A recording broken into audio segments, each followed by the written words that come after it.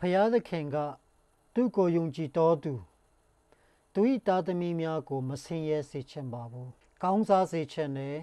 သူ့ကိုယုံကြည်တဲ့အချိန်မှာသူပိုင်ဆိုင်သမျှအရာအလုံးကိုကျွန်တော်တို့ရရှိထားပြီးသားဖြစ်တယ်ကျမ်းစာကမင်းစည်းစိမ်ရှိသောယစ်ပရောဟိတ်မျိုးလို့ပြောပါတယ်ယေရှုခရစ်တော်အဖြစ်ကျွန်တော်တို့ကိုကယ်တင်တာထာဝရအသက်တစ်ခုတည်းကိုပေးတာမဟုတ်ပါဘူးအားလုံးကိုအထာရဖြစ်ပါတယ်ဒါပေမဲ့ကျွန်တော်တို့ကမယူတတ်ကြတဲ့အတွက်ကြောင့်အသက်တာထဲမှာမကောင်းစားကြဘူးဆိုတာတွေ့ရတယ်ဖယားရခင်ကအာတန်ကိုဖန်ဆင်းခဲ့တဲ့အချိန်မှာ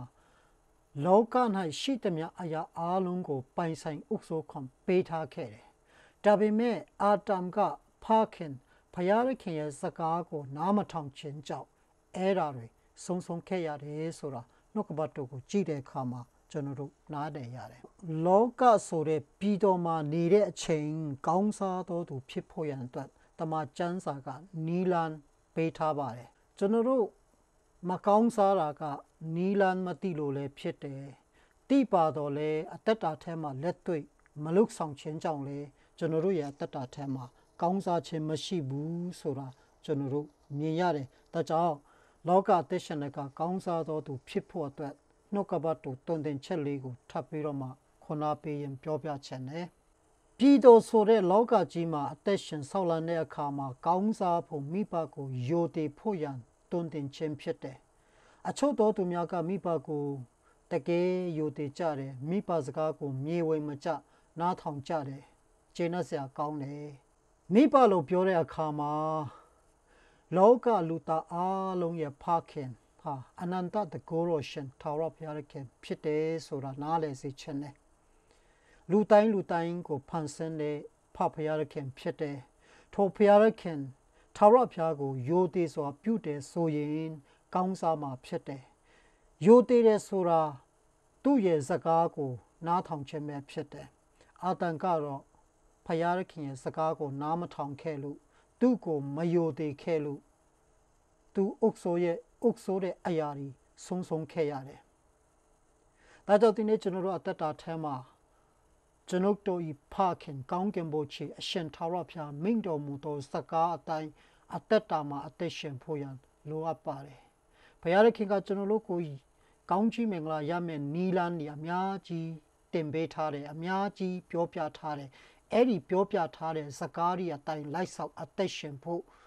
အသက်ရှင်ရမှာဖြစ်တဲ့အဲ့ဒီလိုလိုက်ဆောက်အသက်ရှင်မှတာလင်သူ့စကားကိုနားထောင်ခြင်းဒီတာလင်သူ့ကိုယိုသေးခြင်းဖြစ်တယ်ဆိုတာနားလဲစေချင်တယ်။ဒါဖယားခင်ကို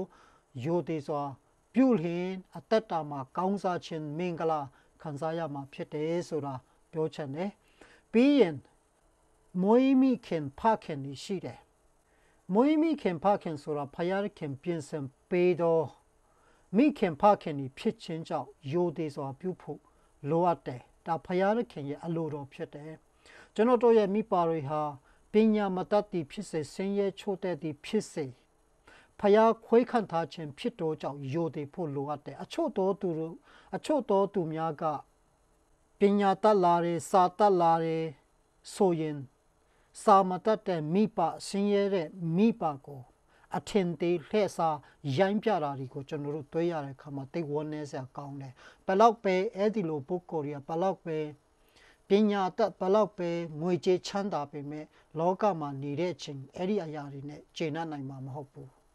မိဘကဖယားခင်ပိတိပေးထားတာကျွန်တော်တို့အသက်ဖြစ်တယ်ကျွန်တော်တို့အသက်ဖယားခင်ထားပေးထားတာဘုရားခင်ကကျွန်တော်တို့ပြင်ဆင်ပေးထားတဲ့မိဘဖြစ်တဲ့အတွက်ကြောင့်ယိုသေးစွာပြုဖို့လိုတယ်အချို့သောသူတွေကဘာဖြစ်တယ်လဲဆိုရင်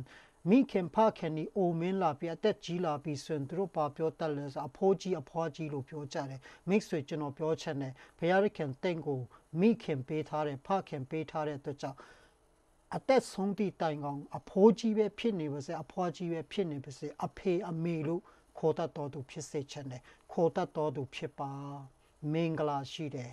ဘုရားခင်ကတင့်ကိုမိခင်နဲ့ဦးမပေးပါဘူးဖခင်နဲ့ဦးမပေးပါဘူးမိခင်တူဖခင်တူကိုပဲတဲ့တော့ပေးထားတာဖြစ်တဲ့အတွက်ကြောင့်တင်းဤမိဘကိုယိုသေးစွာပြုပါလို့ဒီကနေ့ခွန်အားပေးခြင်းနဲ့အဖိုးကြီးအဖွားကြီးလို့ တင်ပြောခြင်းဟာမင်္ဂလာမရှိဘူးမိဘစကားကိုနားထောင်ခြင်းဆိုတာကသူတို့စိတ်မှာပဲသူတို့ရဲ့အမြင်မှာပဲနားထောင်တော်သူမဟုတ်ပဲနဲ့သူမသိတဲ့နေရာသူတို့မရှိတဲ့နေရာသူတို့မသိတဲ့နေရာနိုင်ငံရပ်ခြားနယ်ခြားဒေသတွေရောက်နေတဲ့အခါမှာလည်းမိဘစကားကိုနားထောင်တတ်တော်သူဖြစ်ဖို့အင်မတန်မှအရေးကြီးတယ်မိဘနှစ်ပါးကတင်ဘလို့ဖြစ်နေတယ်လဲတင်ဘလို့လင်းလေလှည့်စားပြီးသူတို့ကိုပြောနေတယ်လဲဆိုတာမိဘကမသိပေမဲ့ဘုရားသခင်ကသိတယ်တင်းဤအဖဘုရားသခင်ကမြင်တယ်သိတဲ့အတွက်ကြောင့်တင်းကျွန်တော်တို့ကောင်းစားမှာမဟုတ်ဘူးဆိုတာပြောချက်နဲ့လောကမှာအသက်ရှင်ပြီးတော့မှနေတဲ့အခါကောင်းစားဖို့ရန်အတွက်မိဘစကားကိုနားထောင်ဖို့လိုအပ်တယ်ဒါပေမဲ့ဘာတစ်ခုရှိလဲဆိုဘုရားသခင်ဒီအလိုတော်နဲ့မညီပဲဘုရားသခင်ဒီအလိုတော်နဲ့ဆန့်ကျင်ဖက်ဖြစ်တော်စကားမှာကျွန်တော်တို့ဘုရားသခင်စကားကိုတာ၍နားထောင်ဖို့ရန်ဖြစ်တယ်ဆိုတာဒီနေ့ခွန်အားပေးခြင်းတယ်ဒါကြောင့်မိဘကိုယိုသေးစွာပြုတော်သူမိဘကိုလေးစားတော်သူမိဘကိုမလှည့်စားတော်သူဖြစ်ဖို့အင်မတန်မှအရေးကြီးတယ်ခွန်အားပေးခြင်းတယ်ဒီကနေ့မြောက်များစွာသောလူငယ်တွေကမိဘကိုယိုသေးတဲ့သူတွေရှိတယ်တကယ်ပဲဝမ်းမြောက်စရာကောင်းတယ်သူတို့အသက်တာကိုကြည့်တဲ့အခါမှာတကယ်လဲကောင်းကြီးခံစားကြတယ်တကယ်လဲရတာကမစုပဲနဲ့အလိုလိုကြီးလာတယ်များလာတယ်ဆိုတာမြင်ရတယ်တိုးတော့မိဘကိုမယိုသေးတဲ့သူတွေမိဘကိုမပေးတဲ့သူတွေတသိန်းနှစ်သိန်းလေးပေးပြီးတော့မှတစ်ချိန်လုံးပေးနေတယ်လို့ထင်နေတဲ့သူတွေမိဘကိုမပြုစုမပေးတဲ့သူတွေကကြည့်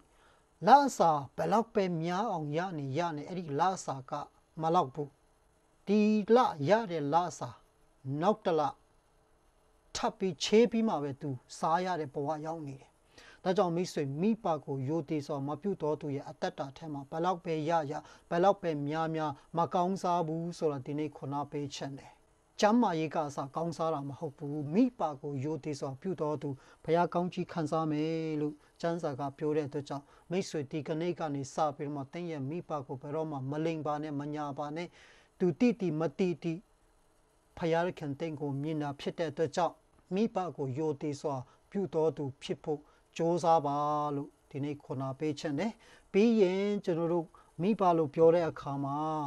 ကျွန်တော်ဝิญဉ်ရေးရာမှာလမ်းပြတဲ့အမှုတော်ဆောင်များရှိတယ်ဆိုတာနားလည်စေချင်တယ်အဲ့ဒါကကျွန်တော်ဝิญဉ်ရေးရာဖက်မှာကျွန်တော်တို့ရဲ့မိခင်ဖခင်တွေဖြစ်တယ်အထူးတစ်ဖြစ်ကျွန်တော်အသင်းတော်ပါဝင်နေတဲ့အသင်းတော်မှာတင်းုပ်ဆရာတွေဟာကျွန်တော်တို့ရဲ့ဖခင်တွေဖြစ်တယ်ဒါကြောင့်ယိုသေးစွာပြုဖို့ရန်လိုအပ်တယ်ယိုသေးစွာပြုဖို့ဆိုတဲ့အခါမှာသူတို့စိတ်မှာဥညွတ်ချပြီးတော့မှတူးထောက်ပြီးကိုးကွယ်ဖို့ချီးမြှောက်ဖို့မဟုတ်ပဲနဲ့သူတို့ရဲ့ပြောတဲ့စကားကိုနာခံလိုက်ဆောက်ခြင်းဒီသူတို့ကိုယိုသေးခြင်းဖြစ်တယ်အဲ့ဒီအပေါ်မှာဘုရားခင်ကောင်းချီးပေးမယ်ဆိုတာ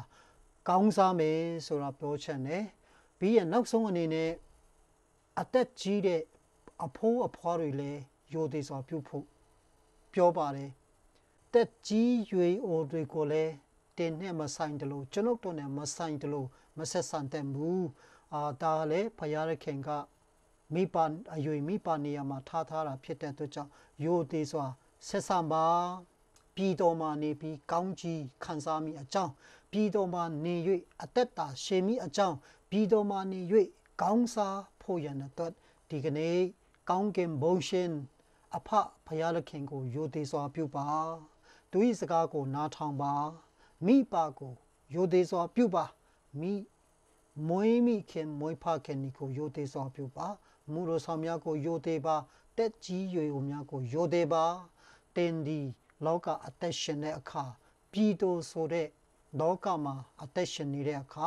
ရောက်တဲ့နေရာတိုင်းမှာကောင်းစားတော်သူဖြစ်မယ်ဆိုတာကိုအားပေးရတဲ့နှုတ်ကပတ်တော်ဝင်ငှပါတယ်အရောက်စီတိုင်းဖျားကောင်းချီးပေးပါစေ